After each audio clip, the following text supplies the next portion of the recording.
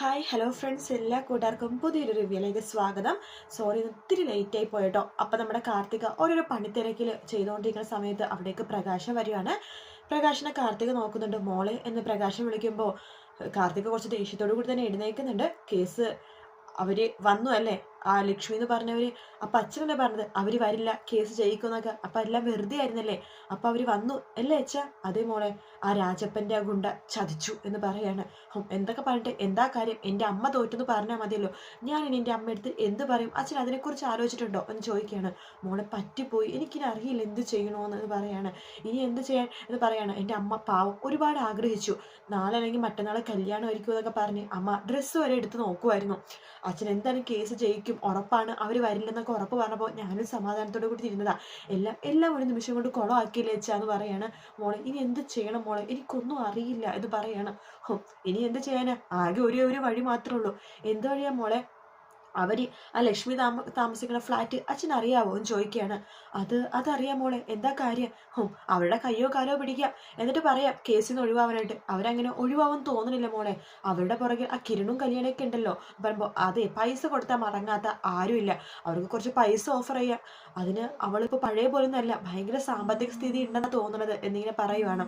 ആ സമയത്താണെന്നുണ്ടെങ്കിൽ പോലെയൊന്നും അല്ല, ഇപ്പൊ ഭയങ്കര സാമ്പത്തിക സ്ഥിതിയാണെന്ന് തോന്നുന്നു മോളെ.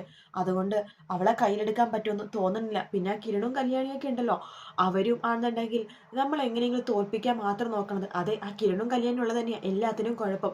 എന്തായാലും അവരെ അവിടെ വരെ പോയിട്ട് കണ്ടു നോക്കാം, എന്നിട്ട് അവരുടെ കയ്യോ കാലോ പിടിക്കാം. അച്ഛനെ ആ ദുരഭിമാനം ഒന്ന് വിട്, അവരുടെ കയ്യോ കാലോ പിടിച്ച് കാര്യം നടത്താൻ നോക്കെന്ന് പറയാണ്. എന്തായാലും ഇന്ന് തന്നെ അവിടെ വരെ പോകണം എന്ന് കാർത്തിക പറയാണ്. ശരി മോളെ, എല്ലാം മോള് പറയുന്ന പോലെ എന്ന് നമ്മുടെ പ്രകാശം പറയണ്ട്. ശേഷം കാണിക്കുന്ന ലക്ഷ്മിനെയാണ്. ലക്ഷ്മിയും കിരണും കല്യാണിയൊക്കെ പൊട്ടിച്ചിരിച്ചുകൊണ്ടിരിക്കുക കേട്ടോ.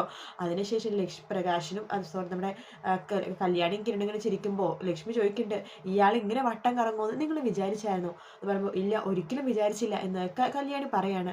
ഒരു കാലത്ത് ഞാൻ എന്തൊക്കെ പറഞ്ഞാലും എൻ്റെ അച്ഛനെ ന്യായീകരിച്ചുകൊണ്ടിരുന്ന ഒരു സമയം ഉണ്ടായിരുന്നു, അച്ഛൻ എന്ന് പറഞ്ഞ ആളെ. പക്ഷേ അയാൾ ഈ ലോകത്ത് ഇപ്പൊ ഏറ്റവും കൂടുതൽ വെറുക്കണ ഞാനാ. ലക്ഷ്മി അമ്മയും അതുപോലെ തന്നെ എൻ്റെ അമ്മയും വെറുക്കണേക്കാളും 100 ഇരട്ടി ഞാൻ അയാളെ വെറുക്കുന്നുണ്ട്. അതുകൊണ്ട് എനിക്കിത് കേൾക്കുമ്പോൾ സന്തോഷമാണ് തോന്നുന്നത് എന്നൊക്കെ പണ്ട് കല്യാണിയും ചിരിക്കും കേട്ടോ. കിരണം പറഞ്ഞു, എന്നാലും അയാൾ വലിയൊരു പൊട്ടൻ തന്നെയാണ്. ഇയാളെ പോലത്തെ ഒരാളെ കല്യാണം കഴിക്കാനായിട്ട് ഏത് പെണ്ണ തപസ്സിരുന്ന് കാലുകുത്തി തപസ്സിരിക്കാൻ പോകുന്നത്? ഇത്രയും പണം മുടക്കി, ഇത്രയും ജയിൽ പുള്ളിയും ഇത്രയും നുണയനും മോനാണെങ്കിൽ അതിൻ്റെ അപ്പുറത്തെ ഫ്രോഡ്, ഇതൊക്കെ മനസ്സിലാക്കിയിട്ട് ഏതെങ്കിലും പെൺകുട്ടി കല്യാണം കഴിക്കാൻ റെഡിയാവോ? ഇയാൾ ഇത്രയും ബോധമില്ലാത്തവനാണോ എന്ന് ചോദിക്കുമ്പോഴേക്കും ലക്ഷ്മി പറയണ്ട്, അയാൾ ആ രീതിയിലാക്കിയെടുത്തു. എൻ്റെ മോള് കാർത്തിക, അവള് എന്ത് പറഞ്ഞാലും അയാൾ വിശ്വസിക്കുമല്ലോ. ആ രീതിയിലേക്ക് ആക്കിയോണ്ട് അയാൾ ഇപ്പം ഇത്രയും മണ്ടത്തരങ്ങളൊക്കെ വിശ്വസിക്കണത്. അല്ലെങ്കിൽ ഒരാളും ഇതുപോലെ വിശ്വസിക്കാൻ പോകണമെന്നില്ല. എന്തായാലും അയാളിവിടെ വരുമല്ലോ, നമുക്ക് ഒന്നും കൂടി വട്ടാക്കാം എന്നൊക്കെ ലക്ഷ്മി പറയാണ്. ആ സമയത്താണ് ബെല്ലടിക്കുന്ന ഒച്ച കേൾക്കണത്. അയാൾ വന്നു തോന്നുന്നു, ആ പ്രകാശൻ എന്ന് ലക്ഷ്മി പറയാണ്. ഇപ്പൊ എത്തോന്ന് മോള് വിളിച്ചു പറഞ്ഞിരുന്നു എന്ന് പറയുമ്പോൾ എങ്കിൽ ഞങ്ങൾ പോട്ടെ അമ്മേ. വേണ്ട, നിങ്ങൾ ഇവിടെ നിൽക്കുക എന്ന് പറയാണ്.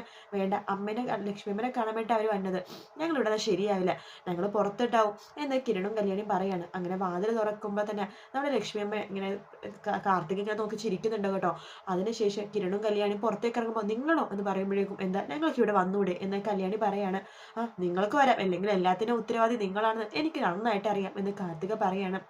ആ സമയത്ത് പ്രകാശം പറഞ്ഞു, ഇവരത്തൊന്നും സംസാരിക്കണ്ട മോളെ, ഇവര് കാരണമാണ് എൻ്റെ ജീവിതം ഇങ്ങനെയായത് എന്നൊക്കെ പറയുമ്പോൾ രണ്ട് താൻ കാരണമല്ല അല്ലേ എന്നൊക്കെ കിരൺ പറഞ്ഞിട്ട് വാ കല്യാണി, നമുക്കന്നേരം പുറത്തു പോവാം, ഇവര് ലക്ഷ്മിമ്മനെ കാണാൻ വേണ്ടി വന്നതല്ലേ, ലക്ഷ്മിയമ്മയോട് സംസാരിക്കട്ടെ, നമുക്ക് പുറത്ത് നിൽക്കാം എന്ന് പറഞ്ഞിട്ട് കിരണും കല്യാണിയും അവിടെ നിന്ന് പോകുവാട്ടോ. ശേഷം ലക്ഷ്മിയമ്മ അകത്തേക്ക് കയറി വാ എന്ന് പറയുന്നുണ്ട്. അങ്ങനെ കാർത്തിക പ്രകാശോടെ അകത്തേക്ക് കയറി വരുവാണ്. അകത്തേക്ക് കയറി വരുമ്പോൾ തന്നെ നമ്മുടെ കാർത്തിക പറയുന്നുണ്ട്, ഇരിക്ക് എന്ന് പറയുമ്പോഴേക്കും പ്രകാശനും കാർത്തിക ഇരിക്കാൻ പോകുമ്പോഴേക്കും ലക്ഷ്മിയമ്മ പറയണ്ട, അതെ നിങ്ങൾ എവിടെ ഇരിക്കാൻ പോവാ, നിങ്ങൾ ഇരിക്കണ്ട, നിങ്ങൾക്ക് ഇരിക്കാൻ ഞാൻ പറഞ്ഞു, ഞാൻ ഈ പെൺകൊച്ചിൻ്റെ അടുത്ത് ഇരിക്കാൻ പറഞ്ഞത്, മോളിരിക്ക് എന്ന് കാർത്തിക അടുത്ത് പറയാണ്. എന്ന് പറഞ്ഞിട്ട് കാർത്തിക അവിടെ ഇരിക്കുന്നുണ്ട്. പ്രകാശൻ അവിടെ തന്നെ നിൽക്കുവാണ്. ശേഷം കാർത്തിക ചോദിക്കുന്നുണ്ട്, നിങ്ങളുടെ ഉദ്ദേശം എന്താ എന്ന് ചോദിക്കുമ്പോഴേക്കും എൻ്റെ ഉദ്ദേശം എന്താ, നിങ്ങൾക്ക് അറിയില്ലേ, 10-25 വർഷം മുമ്പ് എന്നെ പറ്റിച്ചിട്ട് പോയതാ, എൻ്റെ മോളെ എന്നെയും കൂടി പറഞ്ഞ് പറ്റിച്ച് പോയതാ ഇയാള്. എന്നിട്ട് ഇയാളിപ്പോൾ ഇവിടെ വന്നിട്ട് എന്താ ചെയ്യണത് എന്ന് പറയുമ്പോഴേക്കും അതെ, 15 വർഷം മുമ്പ് നിങ്ങളെ പറ്റിച്ചു ശരിയാണ്, പിന്നെ നിങ്ങൾ ഇത്രയും വർഷം കഴിഞ്ഞിട്ട് അന്വേഷിച്ചു വരേണ്ട കാര്യം എന്താ? എല്ലാത്തിനും കാരണം ആ കിരണും കല്യാണിയല്ലേ, അവർ പറഞ്ഞ് ഇളക്കിയിട്ടല്ലേ നിങ്ങളിപ്പോൾ കേസും കോടതിയൊക്കെ ആയിട്ട് മുന്നോട്ട് പോകണത് എന്ന് ചോദിക്കുമ്പോൾ ലക്ഷ്മി പറയുന്നുണ്ട്, അല്ല അവർ പറഞ്ഞിട്ടൊന്നുമല്ല, ഇത് ഞാൻ നേരത്തെ തീരുമാനിച്ച കാര്യം തന്നെയാണ്. ഇവൻ രണ്ടാമത് വിവാഹം കഴിച്ചു തന്നപ്പോൾ ആ കുടുംബമായിട്ട് മര്യാദക്ക് ജീവിക്കണം എന്ന് വെച്ചിട്ട് ഞാൻ എല്ലാം ഒന്നും അറിഞ്ഞിട്ടും അറിയാത്ത പോലെ അങ്ങോട്ട് നിന്നത്. പക്ഷെ എന്നിട്ട് ഇവന് സമാധാനം കൊടുത്തിട്ട് കൊടുത്തിട്ടില്ല. ആ ജീവിതം, ആ പെണ്ണിന്റെ ജീവിതം ഇവൻ കുളം തോണ്ടി, പെൺമക്കളുടെ ജീവിതം കുളം തോണ്ടി എന്നൊക്കെ അറിഞ്ഞപ്പോഴാണ് ഇവനിട്ടൊരു പണി കൊടുക്കാൻ വേണ്ടി ഞാൻ ഇവിടെ വന്നത് എന്ന് കാർത്തികയുടെ അമ്മ ലക്ഷ്മി പറയാ കേട്ടോ.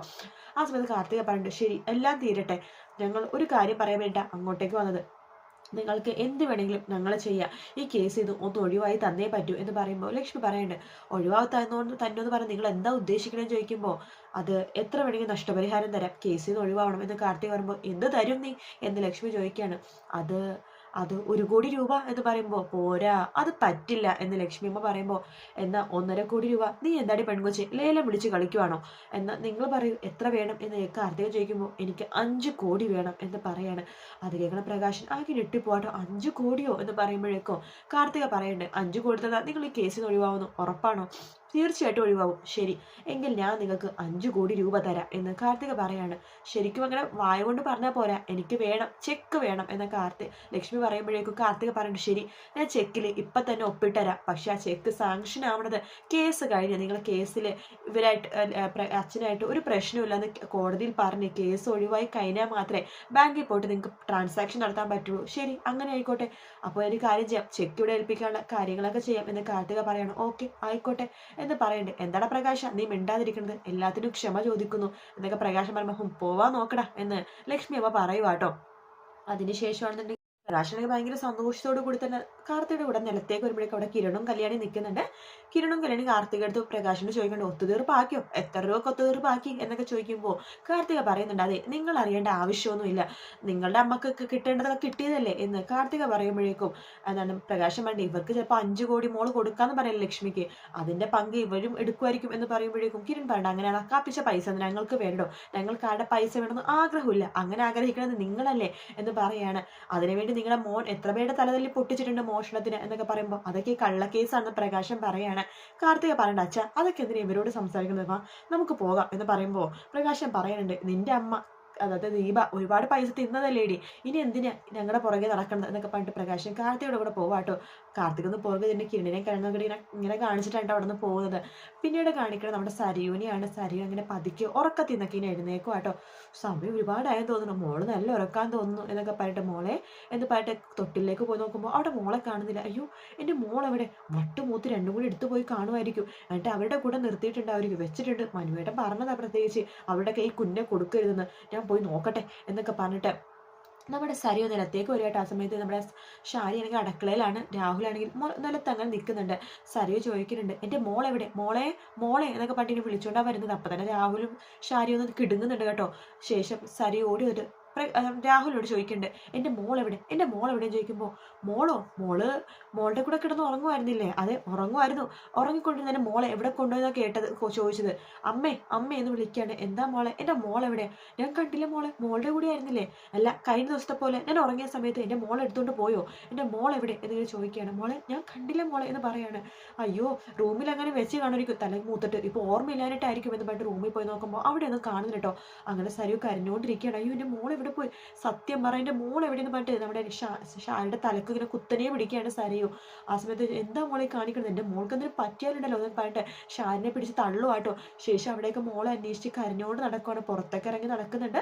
ആ സമയത്ത് കല്യാണി കിരണിനോട് പറയുന്നുണ്ട് കിരണേട്ടാ എന്തോ പ്രശ്നമുണ്ടല്ലോ, അവളുടെ മോളെ കാണാനില്ലെന്നാ തോന്നുന്നത്, ഇനി ബഗാസുരൻ എങ്ങാനും എന്നിങ്ങനെ ചോദിക്കുമ്പോൾ നമ്മുടെ കിരണി ഇങ്ങനെ എട്ടിയിട്ട് കല്യാണി ചോദിക്കുന്നുണ്ട് അതെ ഇനി അയാൾ എന്തെങ്കിലും ചെയ്തു കല്യാണി അറിയില്ല എന്ന് പറയുമ്പോഴേക്കും സരി പുറത്തേക്ക് ഇറങ്ങിയിട്ട് കിരണിനെ നോക്കി ചോദിക്കുന്നുണ്ട് സത്യം പറ എൻ്റെ മോളെ നിങ്ങൾ എങ്ങാനും എടുത്തോ എന്ന് ചോദിക്കുമ്പോൾ നിന്റെ മോളെ എന്തിനാ ഞങ്ങൾ എടുക്കണത് എന്ന് കിരൺ പറയുന്നുണ്ട്.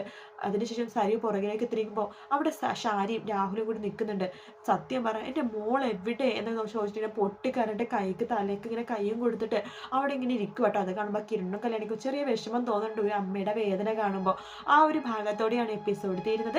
വീഡിയോ ഇഷ്ടപ്പെട്ടെങ്കിൽ ലൈക്ക് ചെയ്യുക, സബ്സ്ക്രൈബ് ചെയ്യുക, കമൻറ്റ് ചെയ്യുക. മറ്റൊരു വീഡിയോ ആയിട്ട് വീണ്ടും കാണാം. Take care, bye bye.